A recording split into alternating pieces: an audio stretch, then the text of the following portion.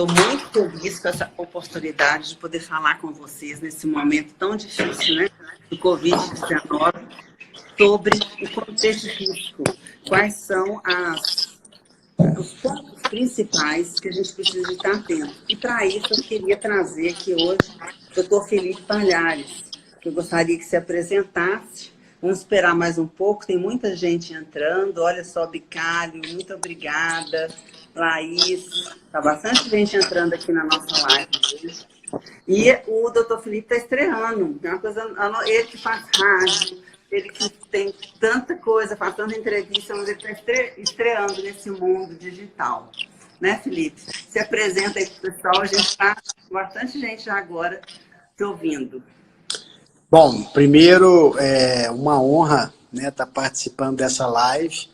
É realmente uma estreia, porque realmente a gente nunca tinha feito esse tipo de apresentação e uma informação tão importante para tantas pessoas, tantos empresários como essa. E agradeço especialmente a Tássia, porque realmente é uma pessoa que está à frente do seu tempo, uma pessoa de vanguarda, que está sempre trazendo temas extremamente importantes, né, não só para o nosso dia a dia, mas como para a sociedade em geral, para o Brasil.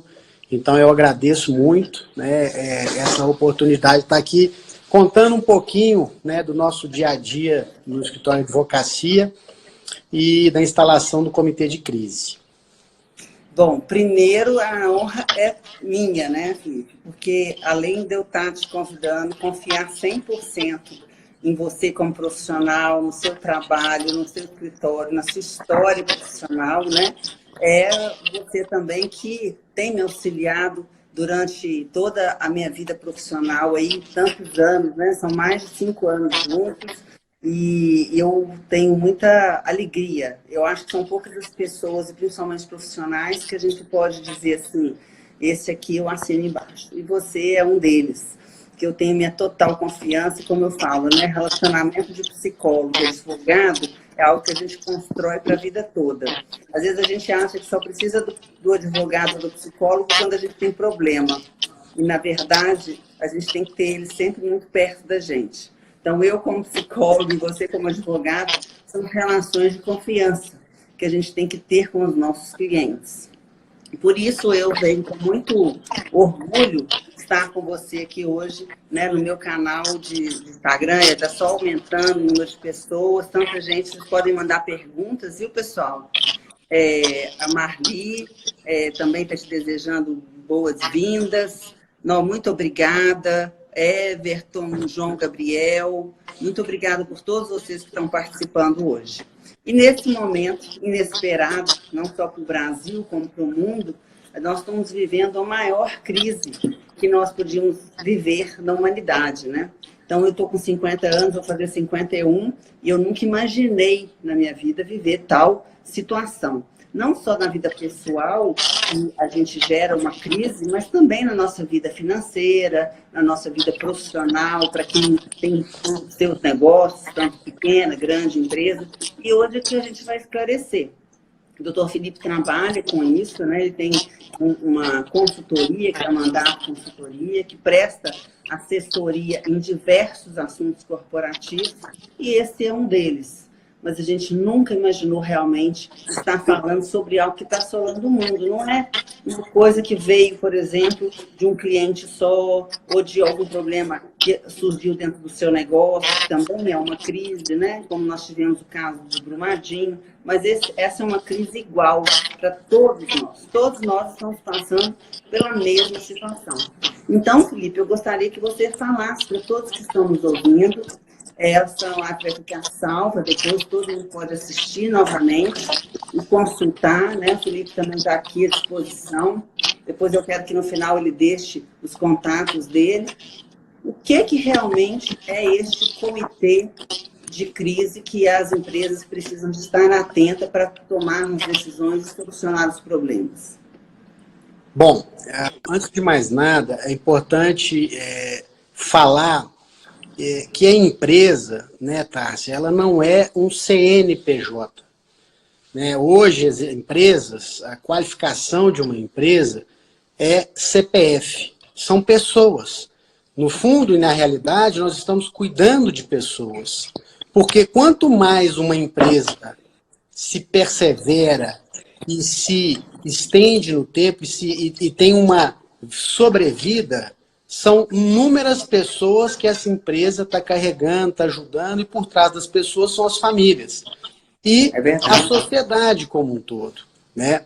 Então é super importante que a gente primeiro tenha esse entendimento. E segundo, que o comitê de crise, ele é extremamente importante para momentos do qual a empresa precisa, as pessoas precisam, a sociedade precisa, para que você tenha uma sobrevida nas empresas, para que a gente possa ter a perpetuidade das empresas. Então, o comitê de crise, ele vem para que as empresas possam tomar decisões rápidas, eficientes e que visam a perpetuidade das empresas e das pessoas, que é o mais importante, o cuidado com as pessoas. Por isso que a instalação desse comitê é exatamente para que se possa preservar esse patrimônio que são as empresas para a sociedade, né?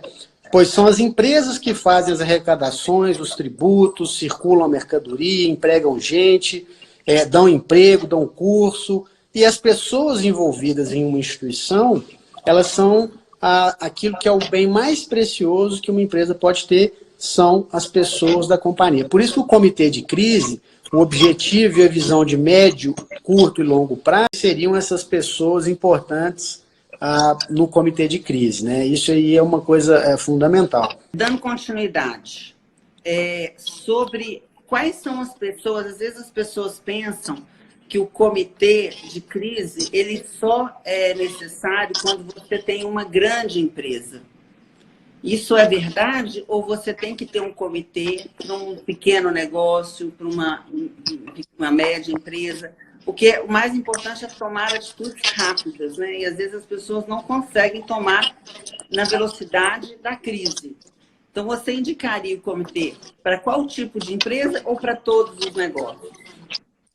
Olha, Tássia, não existe uma referência para o tamanho de empresa. O mais importante é todo e qualquer negócio, você tem ali um comitê para te ajudar a tomar as decisões certas, para que você possa realmente passar por esse momento de crise e sobreviver e perpetuar no mercado. Então, na realidade, o comitê de crise são as pessoas que podem te ajudar a tomar a decisão certa na hora certa.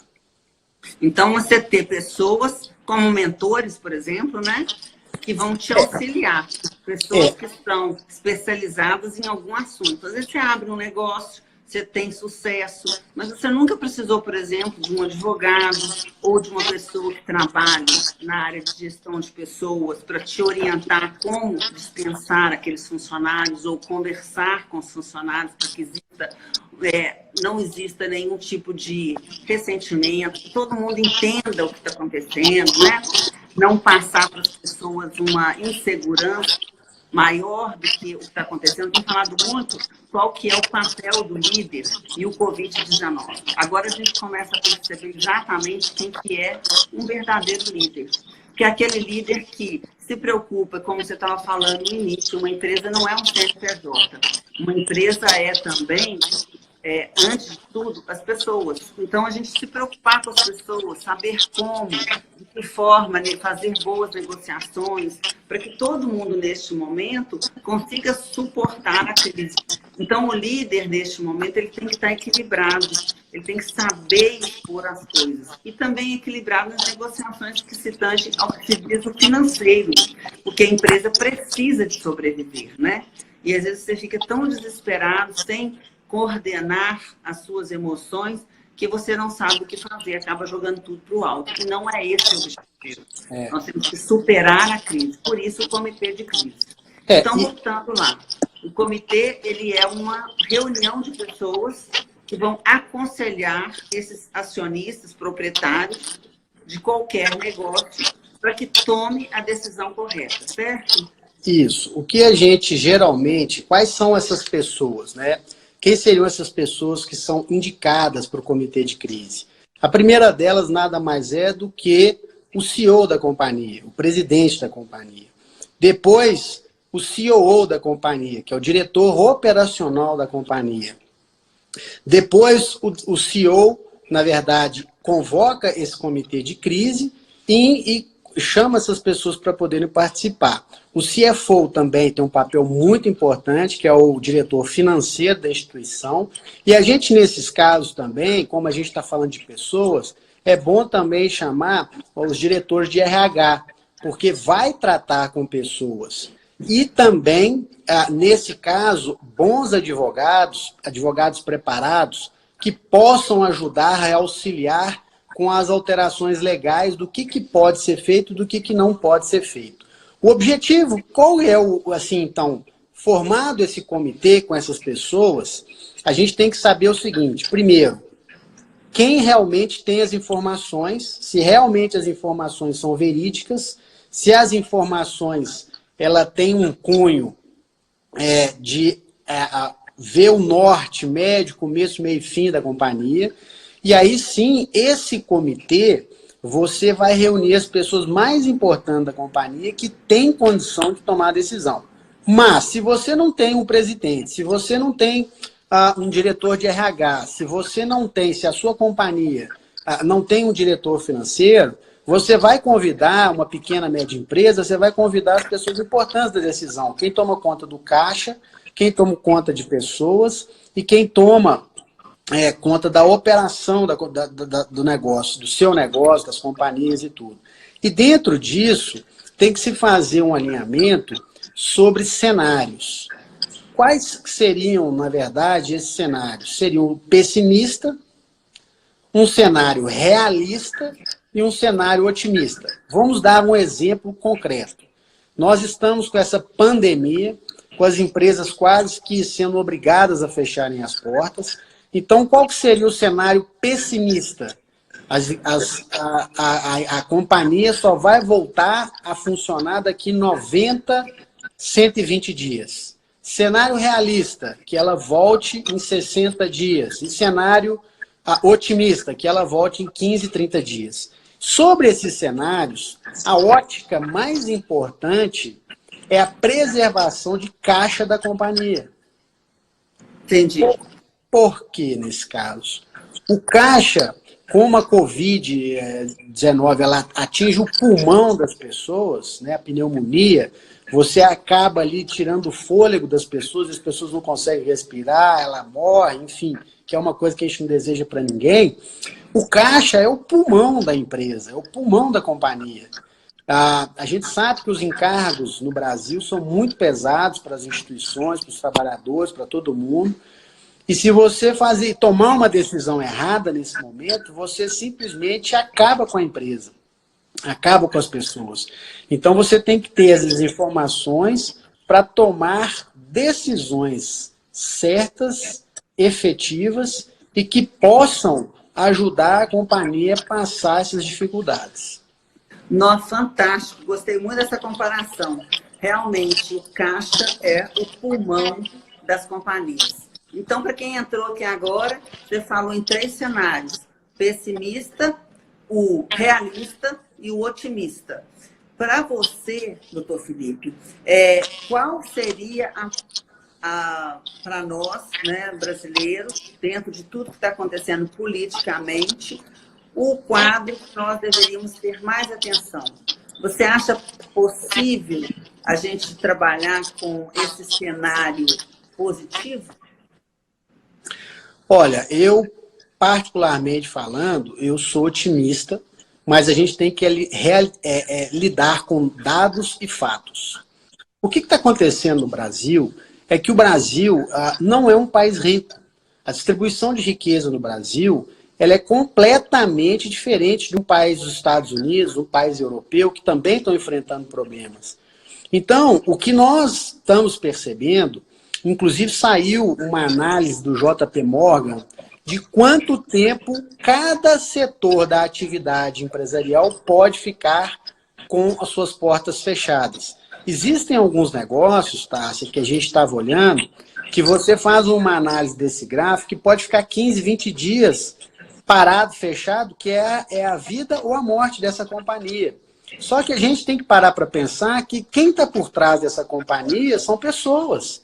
Então, qual é o espectro hoje nacional? Sim, temos uma pandemia, temos que tomar cuidado, extremamente zeloso com as pessoas e com o cuidado das pessoas, mas a gente tem que ter uma visão de que é muito melhor, né, você estar empregado, passando por uma dificuldade, do que desempregado passando por uma mesma dificuldade. Eu vou dar um exemplo de um caso concreto, não vou citar o nome. A gente tem um cliente que tem 22 mil funcionários. Muito grande. E ele falou, olha, Felipe, tem um comitê de crise, a gente estava fazendo várias análises, e ele falou, olha, a partir desse mês, eu não vou começar a receber, porque vários lugares do qual a gente prestava serviço simplesmente fechou as portas. Eu tenho 22 mil funcionários. Agora, na sexta-feira, que é amanhã, eu vou ter que tomar uma decisão de mandar 50% das pessoas embora. Para quê? Para preservar 11 mil pessoas.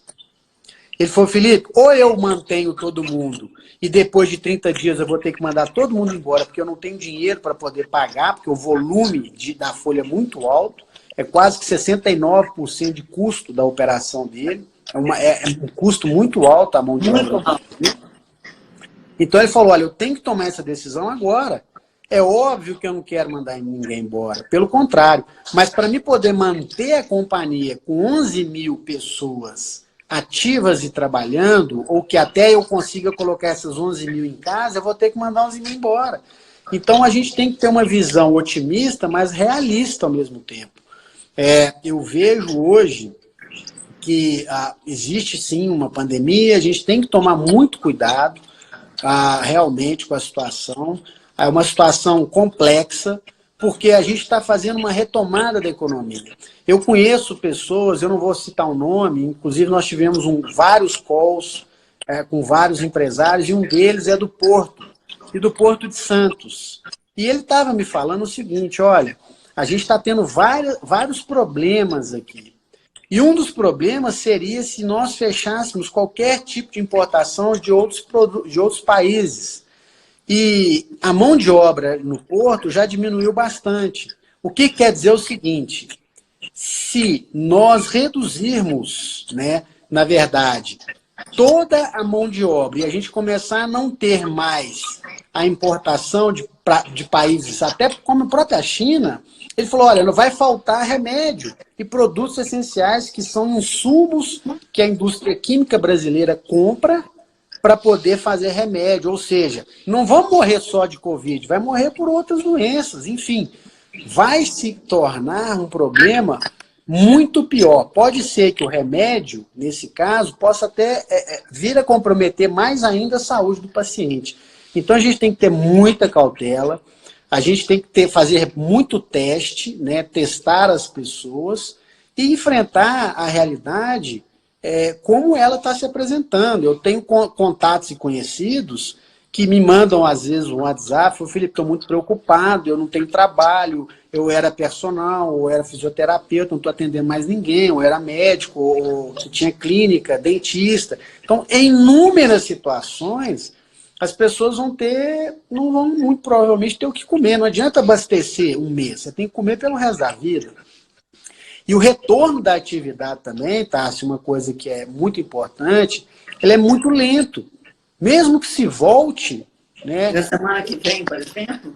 Ele é lento, né? Então, o que eu, nesse ponto, o que é a mensagem que a gente pode deixar? Bom, se prepare para o caixa, se prepare para dias piores, né? Para que você possa ter ciência e consciência daquilo que realmente possa acontecer, esperando dias melhores. Quer dizer o seguinte, que pode ser que volte daqui 2 semanas, pode ser que volte daqui 1 mês, mas pode ser que a gente não tenha como voltar. Algumas empresas não vão voltar, porque o ciclo dela é muito curto. Restaurantes, bares, alguns que eu conheço, enfim, a gente já tem percebido aí que ele falou, olha, se não voltar em 10, 15 dias, eu não tenho mais como sobreviver, eu não tenho como pagar água, luz, e outra coisa, refrigeramento. Geralmente, as câmeras frigoríficas, a luz é altíssima. Imposto, então é tudo uma cadeia. Temos que ter cautela, cuidar das pessoas, mas instalar o comitê de crise e tomar a decisão certa agora, Tássia, é vida ou morte para as empresas e para as pessoas.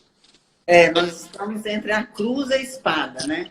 E nós, empresários e empreendedores brasileiros, nos encontramos numa situação que estamos todos juntos. Nós temos que dar as mãos, ter muita calma, né? Muito respeito, né? Aqueles outros que são os nossos liderados, entenderem que essas decisões elas não partem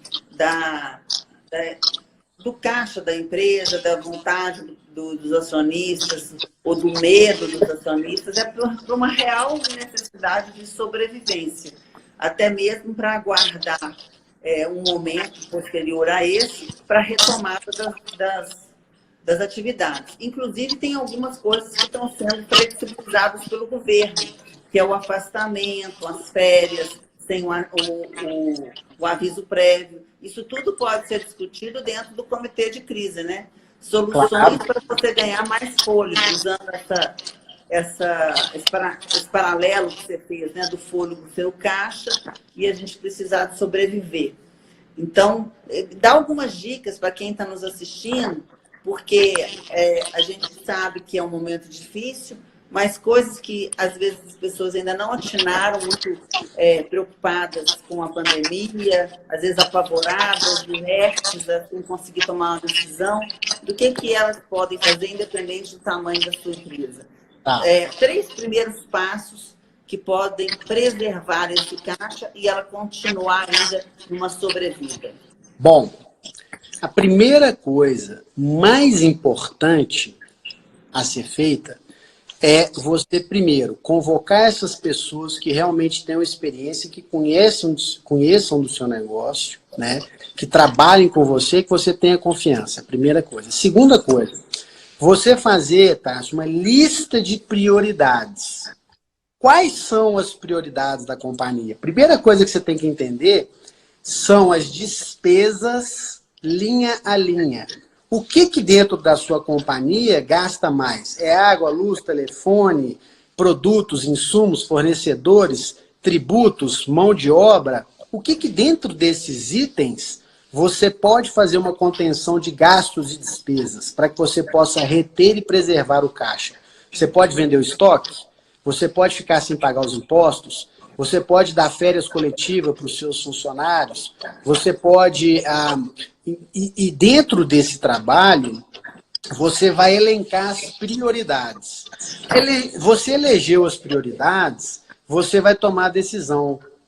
Quando você toma a decisão, existe um trabalho que é feito pelo Instituto Áquila, que é bem interessante, que é rodar o PDCA, que é Plan, Do, Check and Act. Quer dizer o seguinte, você toma a decisão, analisa a decisão, vê quais foram as consequências e em cima dessas consequências você age de novo. Se deu certo, ótimo. Se deu errado, você tem que mudar e tomar outra decisão para corrigir aquela. Mas dentro disso, você elegeu suas prioridades. Você está vendo o caixa. Uma coisa que é super importante, Tássia, que as pessoas têm que ter conhecimento também, é sobre as pessoas. Se você tomar a decisão de, olha, eu estou com 200, 300, 500, 600 mil, 10 mil, 100 mil funcionários e tem que tomar a decisão, muitas vezes, de manter ou não manter, você tem que fazer, chama xadrez de gente. O que quer dizer isso? Você tem que saber quem são as pessoas do ponto de vista prioritárias e mais importantes da companhia, que realmente vestem a camisa e que fazem a diferença da companhia. Você sabe que essa pessoa ela é super importante na companhia, mesmo no momento de crise, você não pode demitir essa pessoa. Porque a empresa voltando ao normal, a atividade econômica do país voltando ao normal, essa pessoa vai ser ponto-chave de sucesso da companhia. A gente viu aí inúmeras decisões erradas do passado. Eu vou mandar essa pessoa de 10, 15, 20, 30 anos embora porque ele tem um custo muito alto. E o salário é alto. Só que você está mandando ali parte do seu know-how embora. Porque ele conhece, né? Da cultura da companhia, ele conhece o seu negócio, ele veste a camisa, ele é uma pessoa que está alinhado com os acionistas, com todos os stakeholders, ele sabe os objetivos da companhia, praticamente ele se dedicou à vida da companhia. E ele tem um know-how de mercado muito grande. O erro das companhias é pegar essas pessoas que às vezes têm um custo muito alto e falar, não, vou começar demitindo pelo custo. E não é só o custo, as pessoas são muito importantes, o know-how das pessoas é muito importante.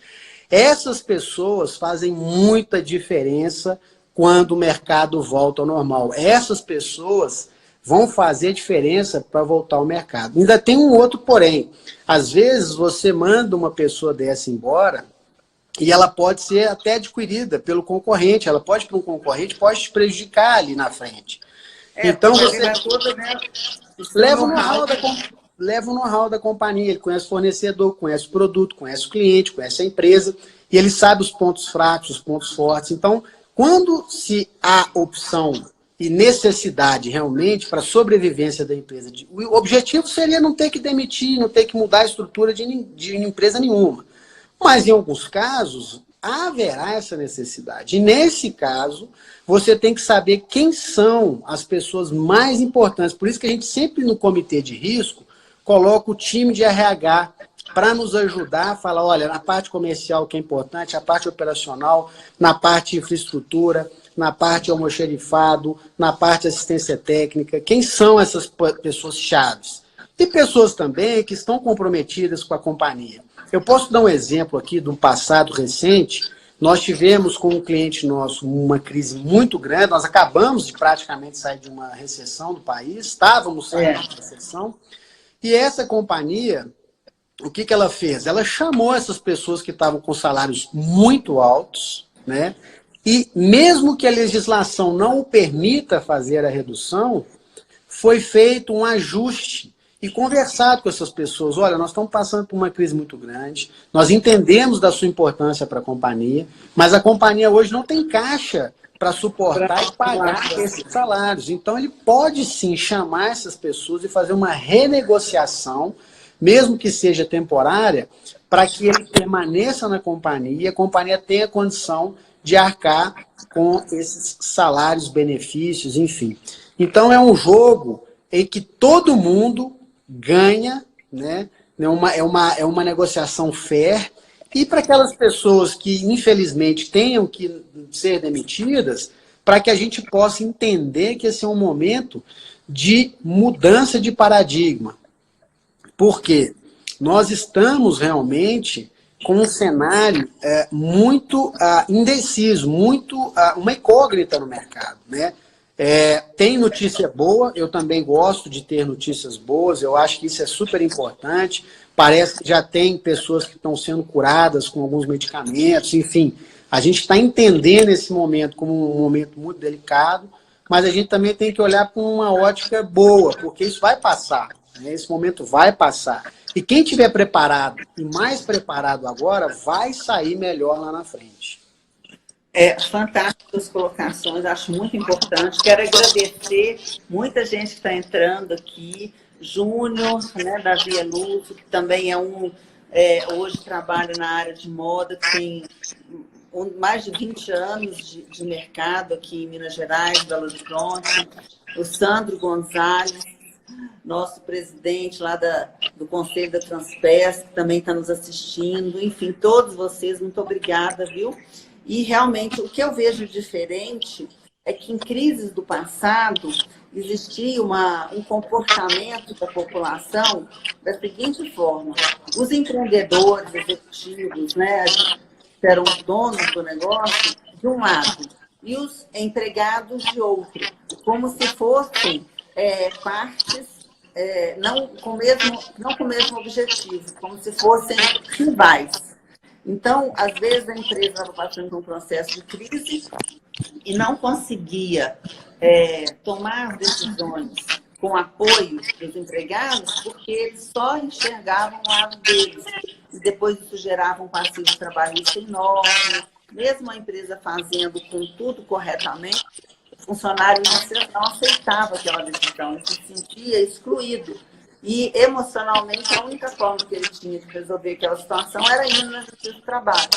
E agora não. Agora a gente consegue sentar com as pessoas e dizer, o caixa, ser transparente, o caixa é esse. A nossa realidade é essa. Né? Então, hoje, por exemplo, eu estava no meu escritório. Não tinha nenhum carro no edifício inteiro. No edifício de 24 andares, 100% lotado. A gente não tem vaga para estacionar nenhum dia. Todos os dias tem que deixar com o manobrista. E não tinha ninguém, o prédio inteiro parado. E nós temos lá consultórios, nós temos empresas, enfim, uma infinidade de negócios 100% parados. Então, até quando nós poderíamos suportar isso? Não existe possibilidade, né? Então, o que você está colocando, essa possibilidade de negociação dentro do comitê. Chamar as pessoas, negociar com elas durante um prazo de 30, 90 dias, 120 dias, um salário menor, né? Seria o caso. E isso também o governo já possibilitou, isso também é lei hoje, né? É uma medida provisória que isso é possível, né? O que está acontecendo? O governo está tentando flexibilizar as relações de trabalho. Já houve uma mudança nas relações de trabalho do Michel Temer para cá, e agora o governo está tentando flexibilizar um pouco mais ainda. O que na realidade todo mundo precisa entender é que todos nós estamos no mesmo barco.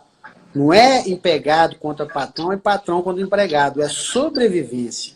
Então, nesse instinto de sobrevivência, é que é a possibilidade de se negociar para que se você, ao invés de ter que mandar embora uma pessoa, você possa preservá-lo na companhia.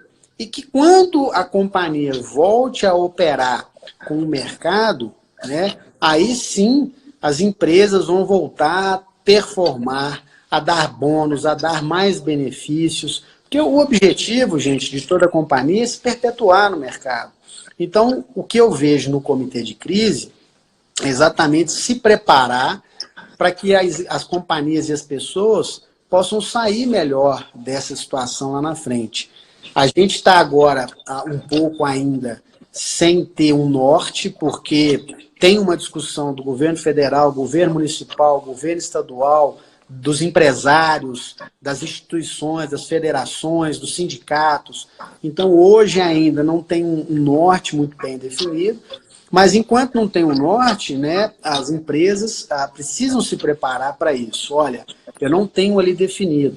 Então, como você não sabe se você vai receber do seu cliente, você não sabe se você vai ter condições de pagar o seu fornecedor. É um processo em cadeia. Então, dentro disso, né, essa proposta dentro do comitê são gente, né, trabalhar as pessoas quis da companhia, e você trabalhar também a lista de prioridades, né, de uma companhia.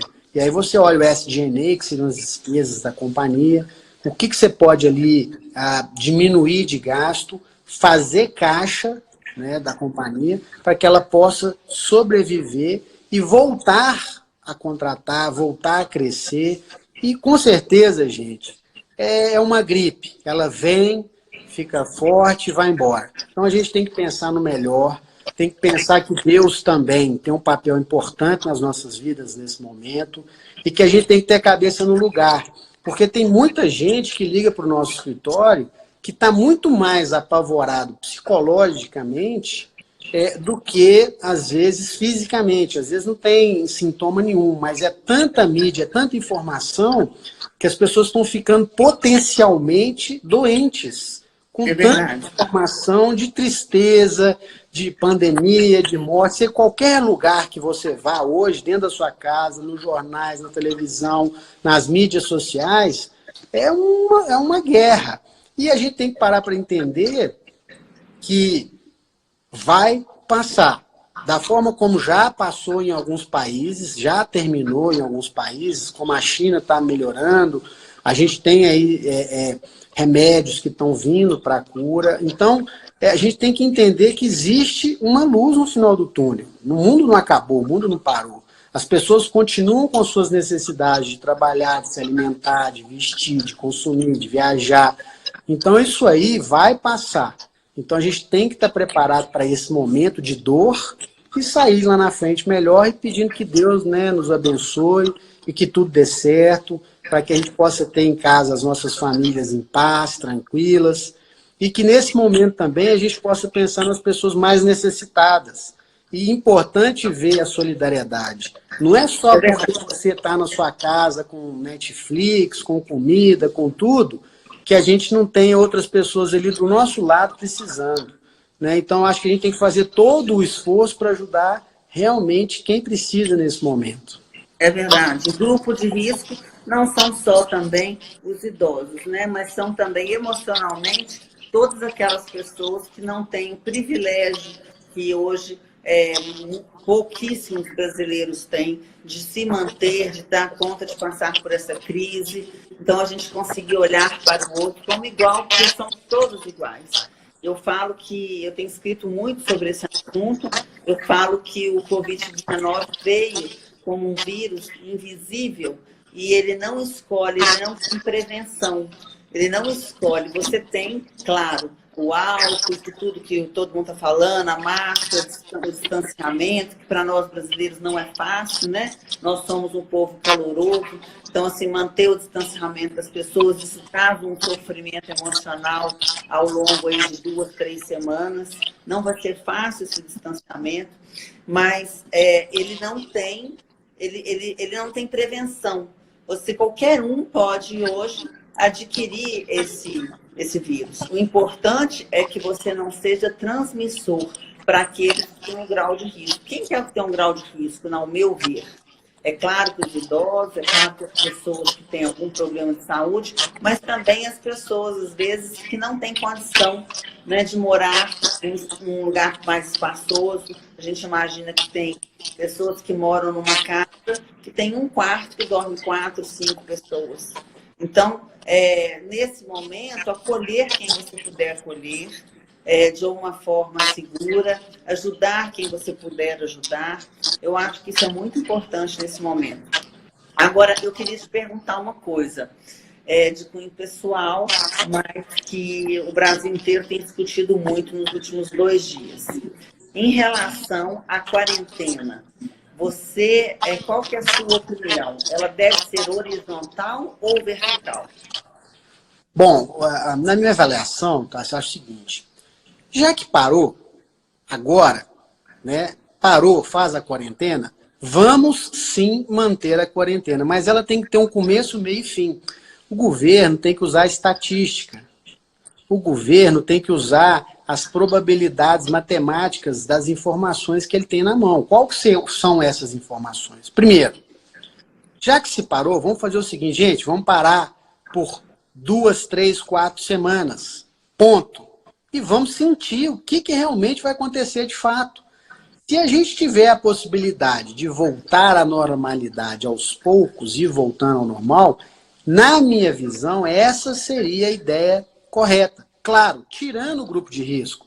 As pessoas que estão no grupo de risco não voltariam às atividades normais. Elas ficariam isoladas, se preservando a vida delas. Mas, se a gente tem alguma coisa hoje totalmente indeterminado, eu também não sou a favor, porque você perde totalmente o horizonte. A pessoa fica o resto da vida dentro de casa esperando uma doença passar. E essa doença, muito provavelmente, pode ser que não passe, vamos dizer, né? O caos. A gente sabe que vai passar, mas você não pode ter essa uma indeterminação. Então, tem que ter uma previsibilidade. Qual que seria, na minha avaliação, o ideal? O ideal é o seguinte, isolam-se as pessoas que estão, já que a gente parou, fica 1, 2, 3 semanas no máximo, e vamos medir isso. E vai voltando aos poucos, né? Vamos supor que acima de 60 não, diabetes não, bronquite, pneumonia não. E o resto volta à atividade normal. Porque uma coisa que eu me pergunto muito, Tássia, qual que é melhor? você ter um vírus, ser contaminado, mas você está empregado, ou você está contaminado e desempregado? Porque o que a gente está vendo hoje é que está uma comoção, tudo bem, mas tem gente que não tem condição para absolutamente nada. Ele tem que ir para a rua, ele tem que exercer alguma atividade para ter algum tipo de sustento, porque senão vai morrer de fome. Não é de vírus, não é do Covid-19. Então, essa é uma discussão que tem que ser feita com estatística. Quantas pessoas essa doença mata e matou? O que ela está atingindo? É criança, é jovem, é velho, é idoso? A gente trabalhar com estatística. Quantas pessoas no Brasil há o risco de ser infectadas? E um outro ponto de vista, Tássia, é que se você entrar no IBGE, você coloca o rol do que mais mata no país. Uma das coisas que mais mata no país é acidente de carro. Acidente de carro.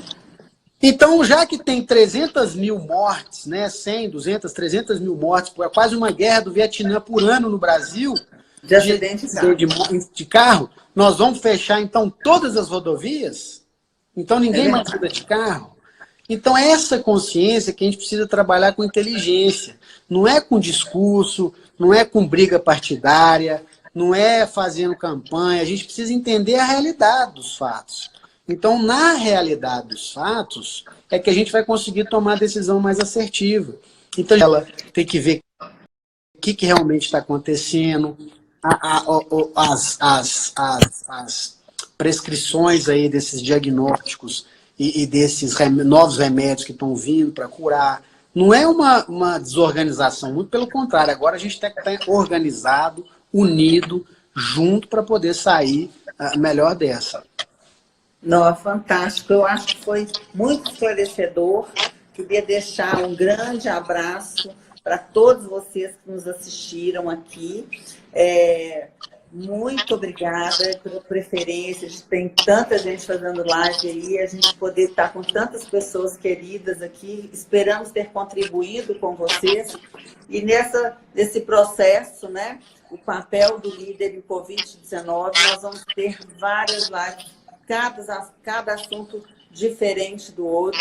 Acompanhe o meu novo site, acompanhe as postagens, os textos. Nós vamos estar aí trabalhando com vocês, junto com vocês. Nós não estamos sozinhos, né? Contem comigo, contem aí com o Felipe. Felipe, eu gostaria que você deixasse também as suas redes sociais, é mandato, né? Consultoria. Vocês estão trabalhando direto. Isso, aqui a gente trabalhando 24 horas, sábado, domingo, feriado. Nós estamos atendendo os nossos clientes por calls, por videoconferência e, em alguns casos, reuniões presenciais. E, assim, não tenha êxito em perguntar. Quanto mais perguntas, quanto mais esclarecer, quanto mais informação você tiver nesse momento, melhor. Mas informação precisa, tá? Não é informação fake de WhatsApp, não. Informações reais. Isso eu acho que é super importante para que você realmente tome a decisão correta. Eu queria, de antemão, agradecer a todas as pessoas que nos assistiram, especialmente a você, Tássia, que é uma profissional, uma empreendedora, que realmente todos nós nos orgulhamos de conhecer, de trabalhar. E a gente sabe que, no fundo, nós queremos o melhor para o Brasil. Você quer sempre o melhor para o Brasil. O seu livro já fala, né, um pouco sobre os seus ideais, o que a gente realmente pode fazer pelo Brasil. O Brasil é um país maravilhoso. Nós temos tudo do bom e do melhor e podemos fazer melhor. Então, eu gostaria de deixar aqui todos os nossos contatos aqui à disposição de vocês e agradecer mais uma vez, Tássia, por estar participando aqui dessa live tão concorrida no seu Instagram, que a gente sabe que a sua agenda aí é muito cheia, enfim. E te agradecer realmente, e a gente está disponível para poder ajudar e esclarecer todas as dúvidas que tiverem sobre esse tema. Então, muito obrigado a todos, que Deus nos abençoe a todos nós e que, com certeza, nós vamos sair melhor do que estamos agora. Deus nos abençoe, que vai dar tudo certo. Amém, muito obrigada. Disso eu não tenho dúvida. A Trans vai acabar amanhã, essa quarentena, né? Se a gente voltar amanhã, nós já mudamos a nossa forma de pensar e de agir. Então, vamos ver o lado positivo das coisas. Qual é a transformação que você precisa de fazer como líder de si mesmo na sua vida para que você possa construir um futuro melhor para você, para a sua comunidade, para a sua família e, posteriormente, refletir no nosso país. Então, o jeitinho brasileiro acabou, gente. Não tem mais jeito. Então, se você ainda tinha resistência a isso, entenda que agora nós estamos todos juntos no mesmo barco, na mesma situação, com um só objetivo, a sobrevivência do nosso país. Do nosso país, das nossas empresas e, consequentemente, da nossa nação. Ó, um super beijo e muito obrigada a todos vocês.